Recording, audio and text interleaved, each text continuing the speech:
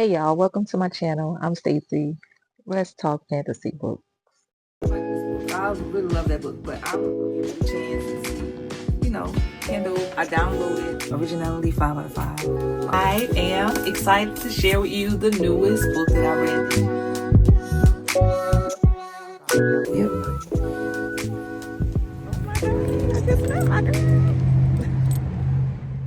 If you're new here, you know I am not a big fantasy reader, and I don't know why. I have a good imagination. I like to read a little bit of everything. It just doesn't stick. I know I read this book, The Lost Heir. I have no recollection of reading this book at all. At all. And I look in my book journal. I read this book. I said I was going to read this one, but I don't think I am because this one was so forgettable. This book, it is about this stolen heir. Let's read the synopsis. 8 years have passed since the Battle of Serpent, but in the icy north, Lady Nora of the Court of Teeth has reclaimed the ice needle Staccato. There, she is using an ancient relic to create monsters of sticks and snow who will do her bidding and exact her revenge. Serving children of Queen of the Court of Teeth and the one person with power over their mother fled the human world.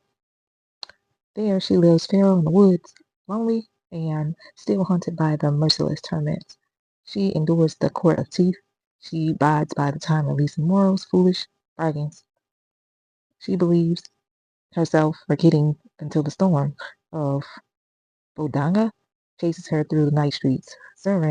Served by the North Prince Oak, the heir of the Elfram, once promised to marriage, who has resented for years. This book is neither here nor there. It's in space. I don't even remember reading this book, and I'm gonna just leave it at that. So I'm gonna give this book away unhaul. Right, let's talk about Children of Blood and Bone and this book, Legendborn. Start by saying Legendborn. I was intimidated by reading this book at first because it was 525 pages, and this book was gifted to me by one of my book club members. Thank you, Oprah, for gifting me this book. And I was just like, when and how am I going to read this book? I had a lot of pressure on me to like it, and I was just like, okay, the author, she's cute. She's going to be at BookCon. I want to support her, get this book signed, everything. So I was just like, okay, let me go ahead, sit down and read this book. And I'll say this book, it was what I expected, but I got through it. I kind of tabbed this book a little bit. Oh, Lord. I wrote on one of the tabs, bored. I don't even know what that's about, why I said I was bored. But I guess I was bored in the middle. But the book was good. I ain't much gonna lie. This book was really, really good. I ain't gonna hold y'all and tell you. If you like this book, if you into fantasy, go for it. This was a young adult fantasy book. I read a paperback. Oprah gave me this book. Um, let's see, it took me like 5 days to read it, I guess. It is high fantasy for readers who are just starting out. West African theme, mythology, Uruguay culture, and magic with blood and gods and quotes from to restore the magic to the kingdom. It was, you know, it was pretty fair, pretty even. I rated the author's writing style 3 out of 5. I would say the readability 2 out of 5. Relatability 2 out of 5. Personal impact 1 out of 5. Originality, I guess, I mean, it was pretty good. I don't know. Not a big fantasy reader, so I don't even know the plot. I didn't really care too much here nor there. I can't really rate this book overall because it's part of a series and I only read book 1. Like the other one, I can't rate these books 1 out of 5 or anything because it's part of a series and I only read book 1. And you gotta take in book 2 to get the gist of it. And I'm a one book girly, one and done. Yeah. So this one and done. I don't know if I'm gonna read part two, but it is a pretty book. I was gonna get it at the Second and Charles sale, but they did not have it. It was, I guess they sold out or they just didn't have it. This one, the synopsis says, her name was Zelly Bola or Debola. It's African, I guess. They killed my mother. They took our magic. They tried to bury us. Now we rise. Zelly, I say, she remembers when the soil of Eurasia hummed with magic, burning ignited flames, tiders beckoned the waves, and the rebirth mother summoned forth souls. But everything changes once magic disappears. Under the orders of the ruthless king, the Magi were targeted and killed, leaving Zelly without a mother and her people without hope. Now Zelly has one chance to bring back magic, striking against the crown of the prince, who is hell-bent on eradicating magic for good. In a land where snow leopards prowl and vengeful spirits wait in the water, the greatest threats may be Zelly's herself as struggle to come to. Oh, see, I'm yawning right now.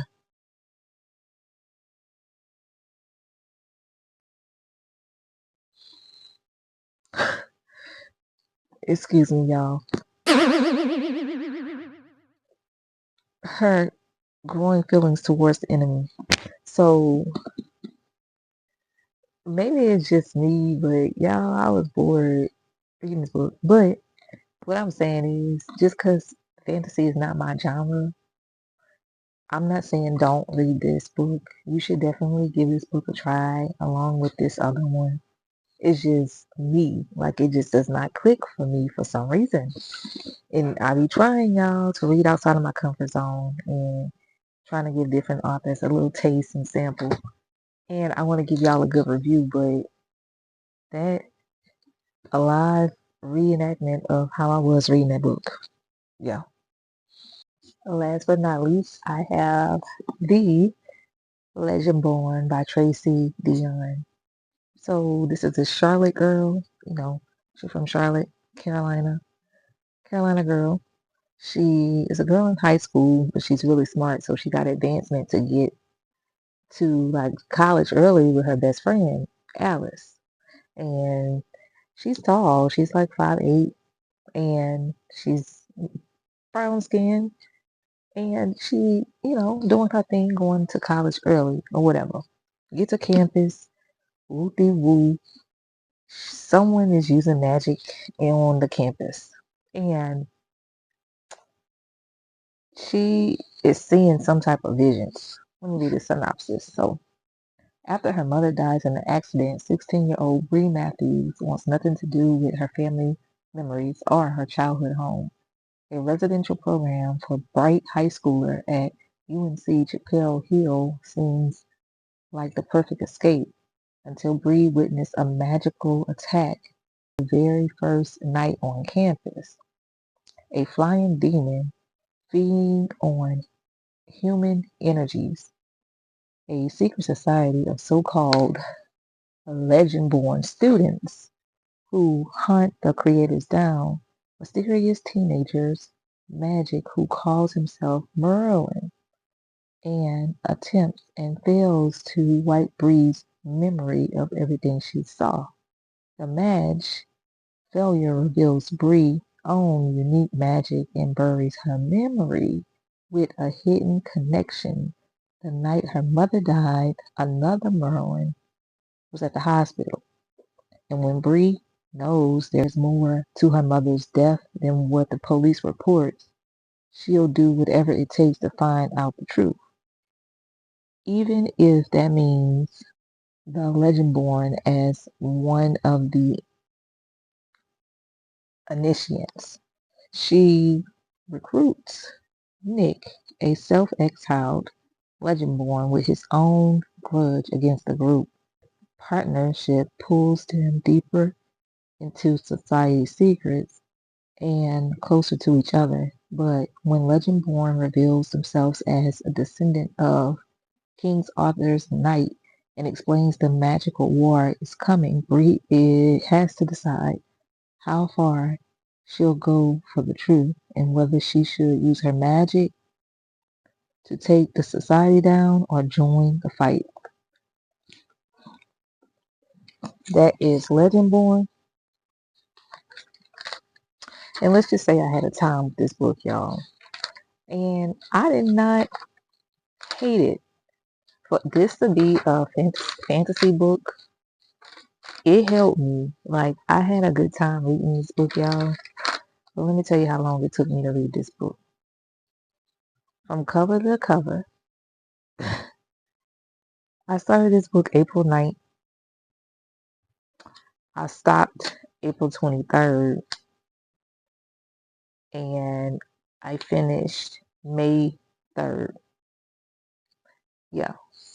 So this book took me about 3 weeks to read this book. It was 502 pages. This book came out, 2020? And I would say the story in itself was interesting. I was like turning the pages very good. It just seemed like it lagged so much. And in the very end, it tried to get to the point to get you to read the second book. And I don't like when books do that. That's like one thing that I do not like. Wrap it up in the first book. And if I like the first book, I'll read your second book. This one, it kind of gave you to the point. I don't feel like it's any urgency for me to read part two. This was like okay at best for me. And I'm not going to rate it because I haven't read Oathbound or Bloodmark. I just read this one. I like the premise of the story of her researching her legacy from her great grandmother that she never met and her mom and where she came from. That was very cool that she went to the same college as her mom. I liked it. It's about grief and about being resilient and fighting. They had a lot of bloodshed in this book. And it says, when the shadows rise, so will the light. When the blood shed, blood will call. By king's table for orders might, by your eternal oath, the line is law. This book is praisable. I got down with it. I would say of all of the books that I read in order,